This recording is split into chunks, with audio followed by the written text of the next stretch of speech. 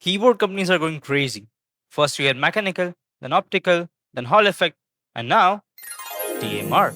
But here's the thing, this isn't some fancy name tag which companies throw on the box to make you spend more money. Today we're going to look at Epomaker HE65 V2 TMR. I really love that naming scheme. Now let's find out if this keyboard is the best gaming keyboard you can get under $100. Now this keyboard is sent to me by Epomaker, but as always, all the thoughts and opinions are of my own. By the end of this video, we'll cover absolutely everything, whether it is build quality, gaming performance, rapid trigger, typing experience, software, RGB, TMR technology, and sound test. Now before we get into the unboxing, if you enjoy reviews where I actually test products instead of reading Amazon description, consider subscribing. It genuinely helps the channel. Now let's get into the unboxing.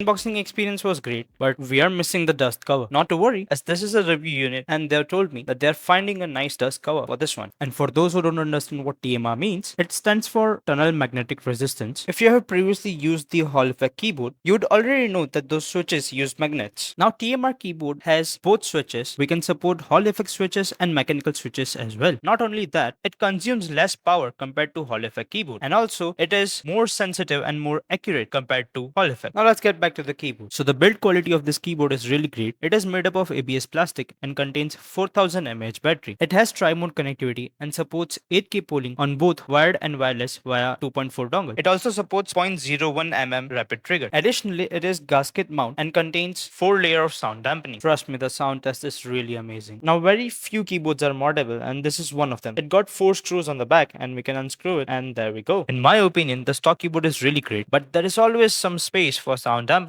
Now it comes with polycarbonate keycaps and they're having matte finish, and the printed legends are really great quality. Now you might have a different opinion for this type of keycap, but to me personally, I would say I really like the design. The only downside it comes with is when you're having full RGB, you won't be able to see the legends at the night time. Now let's have a look at software and the RGB of this keyboard. This is the Epomaker 3.0 software. Now this keyboard officially doesn't support a web-based software, but you can control the settings via qmk.top. Currently what I'm using is the official downloadable software. Now we can control everything via the software itself. So here's the snap tap or SOCD for the keyboard, and you can set it up very easily. We can also control the polling rate of the keyboard and also control the sleeping time of it. We also have simulation test over here, so we can check out our settings and see their application. For this, what I would recommend is you should definitely mess around a lot with it, because if you're not familiar with TMR, you would require a lot of settings to understand. Now I'm sharing this because you might actually face double clicking or misclicking, as the whole point of TMR is more precision, accuracy. Now here's the live proof of how it would look if you're not able to get the right settings. So as we can see, even a fan can actuate this if it's not settled at the right settings. Now let's have a look into RGB of this keyboard. I'll speed this up a bit so you don't waste your time and you can also enjoy the RGB.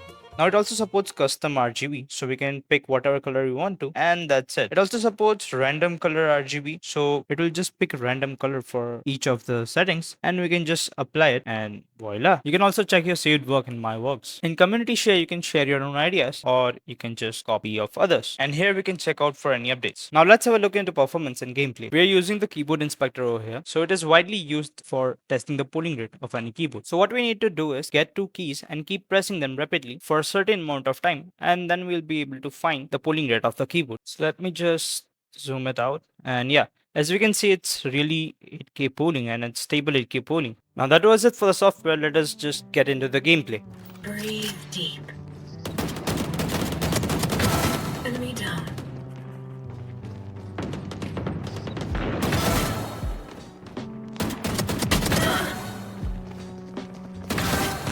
Three down. Four down.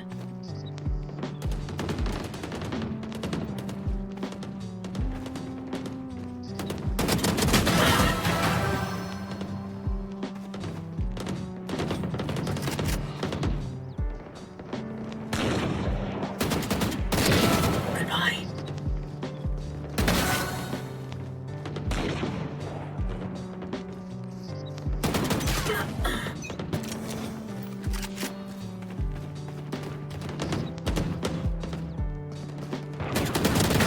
End it.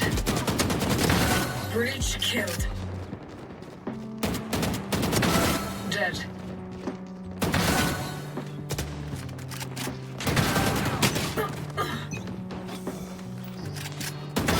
They're dead. One down. Ding. 10 kills remaining.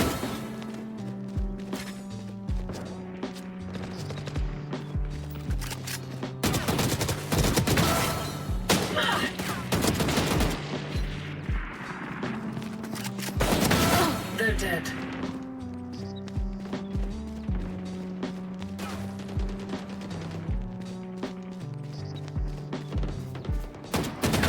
Enemy down.